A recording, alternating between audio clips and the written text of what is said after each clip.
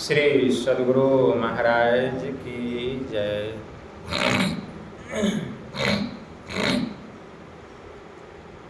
श्री सद्गुरु महाराज की जय। श्री सद्गुरु महाराज की जय।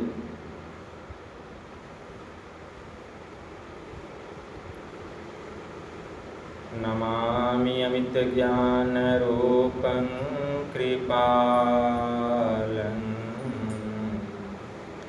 अगम बोधदाता सुबुद्धि निधि विशालं क्षमाशीलयति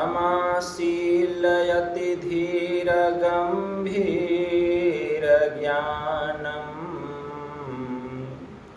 धर्मकील दृढ़धीर समधीर ध्यानम् जगत त्राणकारी अघारी उदारम् भगत प्राण रूपं दयागुणपारम् नमो सतगुरुम ज्ञानदाता सुस्वामी नमामि नमामि नमामि नमामि नमामि नमामि नमामि नमामि। महाराज सद्गुरु है राजन को राजा है जिनकी कृपा से सरे सर्व काजा भने में ही सोई परम गुरु नमामि नमामि नमामि नमामि नमामि नमामि नमामि नमामि नमामि। श्री सद्गुरु महाराज की जय। अव्यक्त रूप में परमाराध्य संत सद्गुरु महाराज के पावन कमल चरणों में बारंबार नमन। आदरणीय सत्संग प्रेमी गुरुजनों, भक्तिमती माताओं एवं धर्मशीला बहनों, यह संध्या वेला का सत्संग है जिसमें हम लोग अपनी अपनी उपस्थिति दर्ज कर रहे हैं। यह हम लोगों का परम सौभाग्य है, क्योंकि सत्संग बड़े भाग्य से मिलता है। जब पुण्य का विशाल राशि जमा होता है तब सत्संग मिलता है। जब कोई अपने बैंक में लाख, 2 लाख, 10 लाख, 20 लाख खूब पैसा जब जमा करता है तब जौहरी के दुकान में जाता है तो हीरा खरीदता है, और नहीं तो 10 रुपया 20 रुपया में आजकल लोहा भी हो गया है 60 रुपया किलो। लोहा भी नहीं मिलेगा तो हीरा कहाँ से मिलेगा? तो जो खूब पैसा जमा करता है, बैंक बैलेंस करता है, और तब जब मोटा पैसा जमा होता है तो वह मोटा चीज़ खरीदता है। सोचता है क्या खरीदे? कीमती चीज़, हीरा खरीदता है। तो उसी प्रकार जब पुण्य का विशाल राशि जमा होता है तब यह सत्संग रूपी हीरा जीव के जीवन में मिलता है, जो हम लोगों को मिल रहा है। यह हम लोगों का पुण्य का राशि जमा है, जो कि यह सत्संग मिल रहा है, क्योंकि यह सत्संग जो है अनमोल है, इसका मोल नहीं लगाया जा सकता। महापुरुषों ने कहा राम नाम के हीरे मोती। कहेंगे कि हीरा तो दिखाई नहीं दे रहा है बाबा, यहाँ क्या हीरा है? आपकी जो पुण्य की राशि है, उस पुण्य के राशि से इस सत्संग में ज्ञान रूपी हीरा मोती की वर्षा हो रही है। तो यह ज्ञान रूपी हीरा मोती किसको मिलता है? सबको मिलता है। नहीं जिसके पास पुण्य का विशाल पुंज जमा होता है। तो हम लोग पुण्यात्मा हैं। पुण्य पुंज बिनु मिलहि न संता, सत्य संगति संस्कृति कर अंता। भगवान श्री राम ने कहा जो इंसान होता है वह विवेकशील होता है। जो इंसान होता है वह विवेकशील होता है, उसके अंदर में विवेक होता है, ठीक है ना। आज से कई हजार वर्ष पहले की बात है, भगवान बुद्ध हो गए, उनके जमाने की बात है। श्रावस्ती नामक एक गांव था, ठीक है ना, वह राजधानी थी। श्रावस्ती जो थी वह राजधानी थी। उसी श्रावस्ती नामक गांव में एक बहुत बड़े धनी सेठ जी रहते थे। बहुत धनी थे सेठ जी। जितने वे धनी थे उतने ही वे सूम भी थे, मतलब कंजूस थे। भिक्षु लोग जाते थे भिक्षा मांगने के लिए, लेकिन आज तक कभी उन्होंने किसी भिक्षु को कुछ दिया नहीं।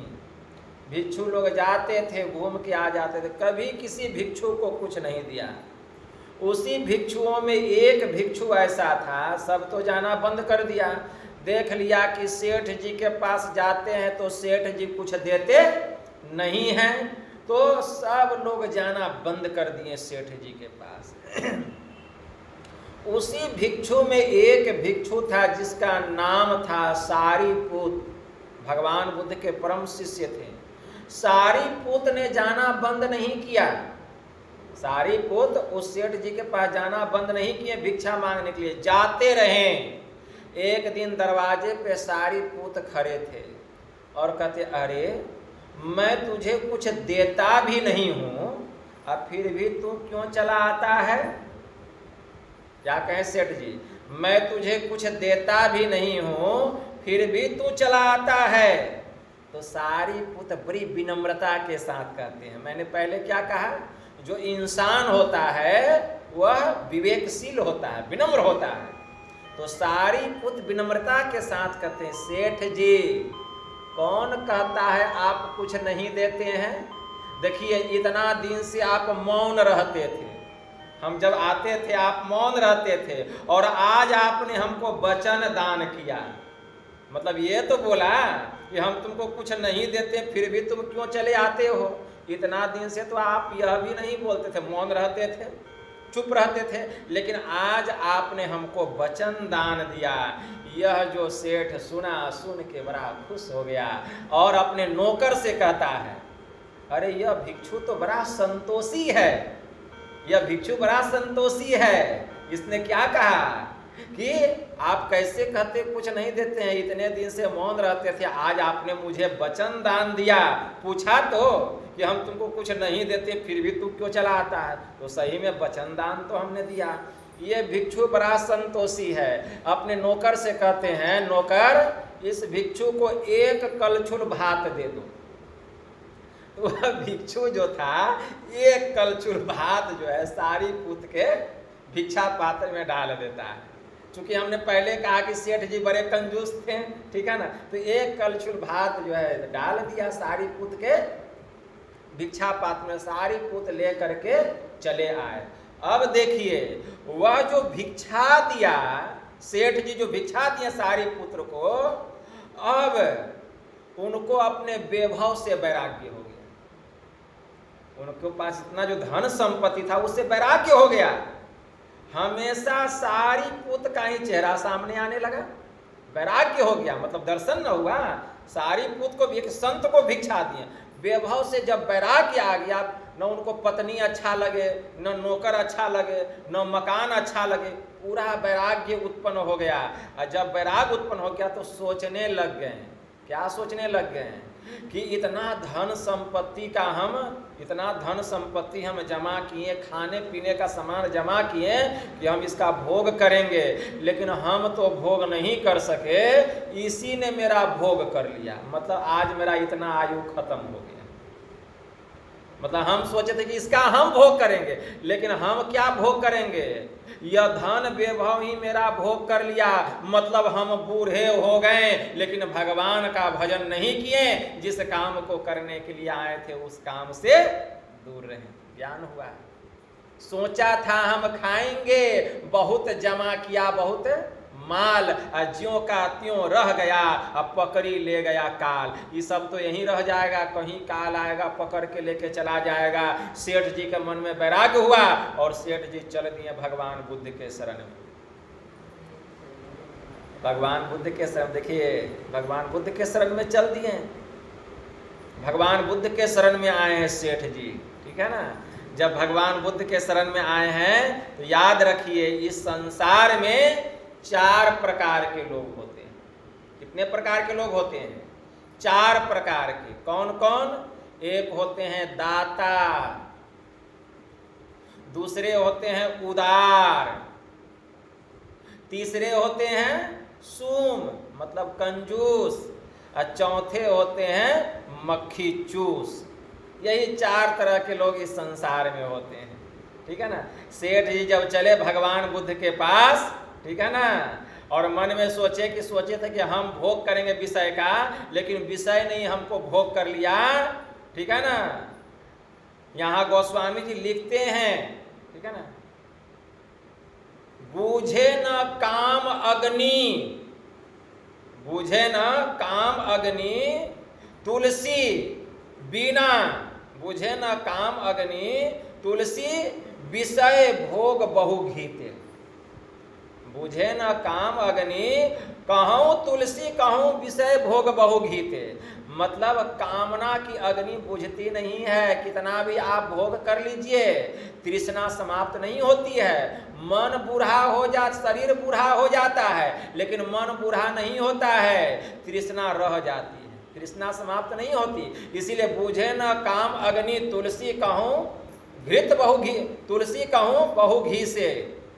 मतलब जब आप आग जलाते हैं तो आग में घी देते हैं तो घी क्या होता है? और जलता है, घी बुझ, वह आग बुझता नहीं है। उसी प्रकार जब कामना किसी के भीतर में प्रकट होता है तो विषय भोग में कितना भी लोग लिप्त हो जाए तो विषय भोग में लिप्त होने से कामना समाप्त नहीं होती है, बल्कि कामना और भड़कती है, कामना और भ्रक्ति है। तो बूझे न काम अग्नि तुलसी कहूँ बहु घीते। तो जैसे आग जब जलता है तो उसमें घी डालिए तो क्या होता है? आग और भभकता है, शांत नहीं होता है। उसी प्रकार जब कामना उत्पन्न होती है, क्रोध उत्पन्न होता है, तब उस समय आप विषय भोग में लिप्त हो जाइएगा तो उससे कामना शांत नहीं होगी। कामना शांत होती है ध्यान और सत्संग करने से। जैसे कोई सोचे कि हमको भोजन भूख लगा है, भूख लगा, भोजन करेंगे भूख मिट जाएगा, भूख मिट जाएगा भोजन करने से। भोजन करने से भूख नहीं मिटता है, कुछ देर के लिए सुधा को तृप्ति होती है, फिर बाद में भूख लग जाता है। अगर किसी के अंदर में कामना प्रकट हुआ, कुछ देर के लिए समाप्त होता है, फिर वह प्रकट हो जाता है। उसी प्रकार यह कामना कब समाप्त होती है? जबकि हम ध्यान करते हैं, हरि का भजन करते हैं, ईश्वर की भक्ति करते हैं, तब कामना का नाश हो जाता है। तो इसीलिए यह जो कामना है यह समाप्त कैसे होगा? इसके लिए संतों के शरण में गए। कौन? सेठ जी भगवान बुद्ध के शरण में गए।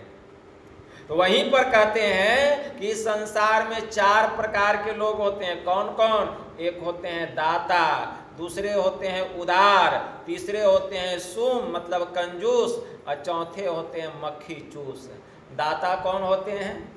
दाता वे होते हैं जो अपनी परवाह नहीं करते हैं, अपनी परवाह को छोड़ करके वे अपने भले की बात नहीं सोचते हैं, वे हमेशा दूसरे का ही उपकार करते हैं, दूसरे का ही भलाई करते हैं, दूसरे के ही बारे में दिन रात सोचते रहते हैं। उनको अपनी भलाई से, अपनी अच्छाई से कोई मतलब नहीं है। वे जो भी करते हैं हमेशा दूसरे के लिए ही करते हैं। ऐसे लोगों को हम दाता कहते हैं। मतलब वे अपने भूखे रह जाएंगे लेकिन दूसरे को भोजन करा देंगे, उसको दाता कहा गया। वे अपने बारे में नहीं सोचते हैं, हमेशा दूसरे के बारे में सोचते हैं, दूसरे का ही भला करते हैं, उसको कहते हैं दाता। दूसरे होते हैं उदार। उदार वे होते हैं जो अपने बारे में भी सोचते हैं और दूसरे के बारे में भी सोचते हैं, जो अपना भी भला चाहते हैं, दूसरे का भी भला चाहते हैं, उसको उदार कहते हैं। तीसरे होते हैं कंजूस, कौन? जो केवल अपने बारे में सोचते हैं, दूसरे के बारे में नहीं सोचते हैं। और चौथे होते हैं मक्खी चूस। मक्खी चूस वे होते हैं जो न तो अपना भला चाहते हैं और न दूसरे का भला चाहते हैं। मतलब अगर उनके सामने मक्खी कहीं से आ करके घी में गिर जाए और मक्खी घी में लिपट जाए तो मक्खी को घी से निकाल के फेंकते नहीं हैं, वे क्या करते हैं? मक्खी को निकाल करके चूस जाते हैं कि कहीं मक्खी के साथ घी बर्बाद न हो जाए, इसलिए मक्खी को फेंकते नहीं, उसको चूस जाते हैं। और चूसते ऐसा है कि मक्खी भी उनके पेट में चला जाता है, उसको कहते हैं मक्खी चूस। मतलब वे न तो अपने बारे में सोचते हैं, न दूसरे के बारे में सोचते हैं, न अपने खाते हैं न दूसरे को खाने देते हैं। बेचारी मक्खी आए कि कम से कम सेठ जी नहीं खा रहे हैं, थोड़ा सा हम ही घी पी लेते हैं, तो न अपने पीते हैं न दूसरे को पीने देते हैं। अब वो पीने लगी तो उसी को लेकर के पी गए, तो ऐसे लोगों को मक्खी चूस कहा गया। तो जब आते हैं सेठ जी अब भगवान बुद्ध के पास आकर के कहते हैं भगवान मैं भी दीक्षा लेना चाहता हूँ। तो भगवान बुद्ध अपने सारे शिष्यों को बुलाते हैं और कहते हैं कि देखो जी कौन आए हैं, इनको तुम लोग पहचानते हो? अब भगवान बुद्ध भी ऐसे पूछते हैं जैसे उनको कुछ पता ही ना हो, वे तो सब जान रहे हैं, फिर भी पूछ रहे हैं कि सुनो तुम लोग इनको पहचानते हो कि ये कौन है? सभी शिष्य कहते हैं कि हाँ तथागत, ये इस नगर के सबसे बड़े सेठ जी हैं। लेकिन जितने बड़े सेठ जी हैं उतने ही बड़े ये कंजूस हैं। इन्होंने आज तक हम लोगों को कुछ भी नहीं दिया। हम लोग नित्य प्रतिदिन इनके दरवाजे पर भिक्षा मांगने गए, लेकिन इन्होंने कुछ भी हम लोगों को नहीं दिया। इतने में सारी पूत आते हैं, कहते हैं भगवान ठहर जाइए, इन्होंने एक कलछुल भात हमको दिया था, एक कलछुल भात दिया था। भगवान बुद्ध कहते हैं धन्य हो तुम सारी पूत, एक कलछुल भात देने वाले कंजूस सेठ जी को भी तुम याद रखते हो, इसलिए तुम ही इनको दीक्षा दो, तुम ही इनको सन्यासी बनाओ। बस सारी पुत एक कलछुल भात क्या दिए, उसके बदले में सारी पुत उनको भजन भेद दिए। देखिए एक कलछुल भात क्या दिए सेठ जी सारी पूत को, उसके बदले में कितना बड़ा दान दिए। सारी पूत के द्वारा सेठ जी दीक्षित हुए, भजन भेद मिला और वही सेठ जी को ज्ञान हुआ। ध्यान कितने कंजूस थे, साधना करते करते उन्होंने ज्ञान को प्राप्त किया, ध्यान के परम प्रकाष्ठा को प्राप्त किए, उनको निर्वाण की प्राप्ति। तो इतने कंजूस से कंजूस सेठ जी संत का दर्शन करके एक कलछुल भात दे करके अपना परम कल्याण कर लेते हैं। हम लोग क्या करेंगे तो हम लोगों का कल्याण नहीं होगा। एक कलछुल भात देने वाले इतने कंजूस सेठ जी का कल्याण हो गया, तो हम लोगों का क्या कल्याण नहीं होगा? होगा कब? जब करेंगे तब होगा। इसलिए हम लोगों को नित्य प्रतिदिन ध्यान सत्संग करना चाहिए। बोलिए प्रेम से श्री सद्गुरु महाराज की जय।